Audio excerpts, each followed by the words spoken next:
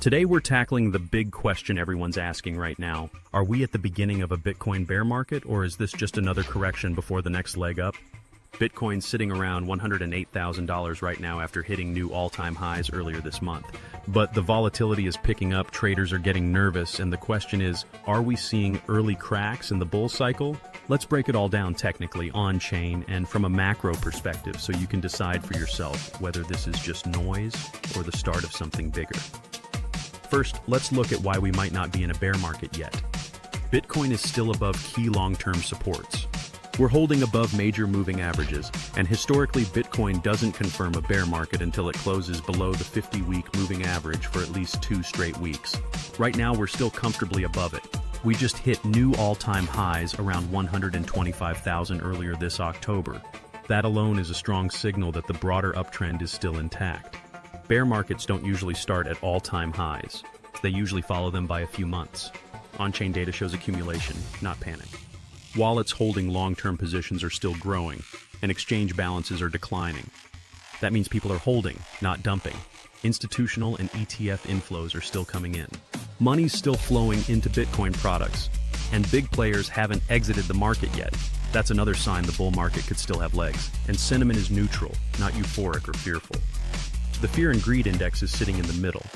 That's not what we see when a full-on bear market starts. Bears start when everyone's still greedy at the top, or when panic hits after a blow-off top.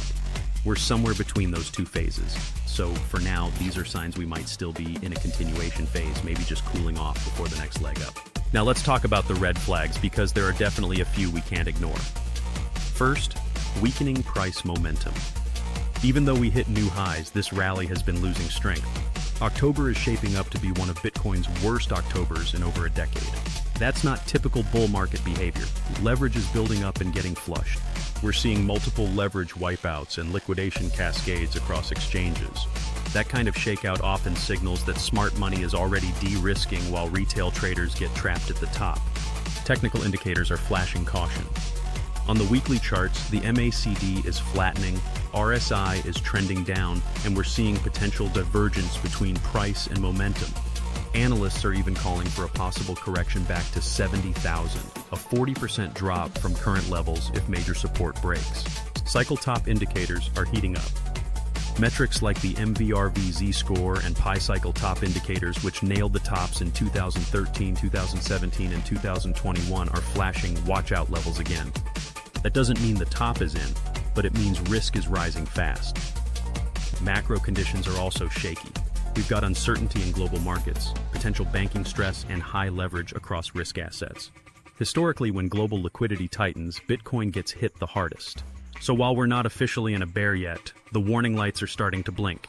Here's how I'm personally seeing the odds right now.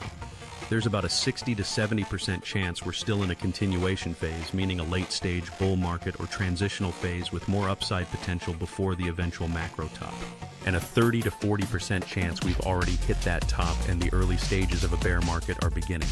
If that second scenario is right, we're likely to see a slow bleed, not a crash overnight, but a grind down of 20 to 50% over the next several months as retail loses interest and volume fades.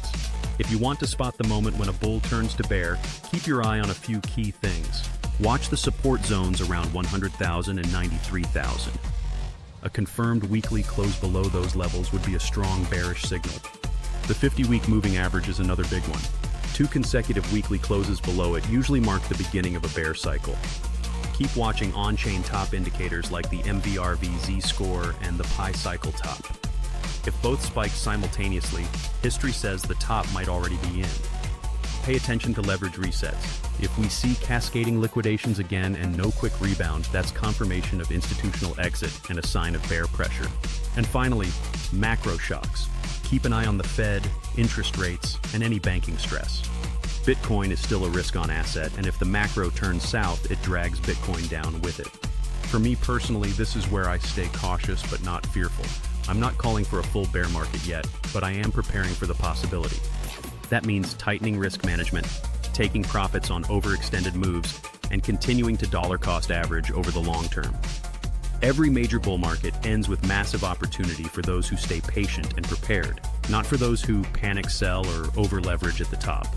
And if you're like me, building wealth not just in crypto but across real estate, business, and long-term investments, then Bitcoin is just one piece of the puzzle.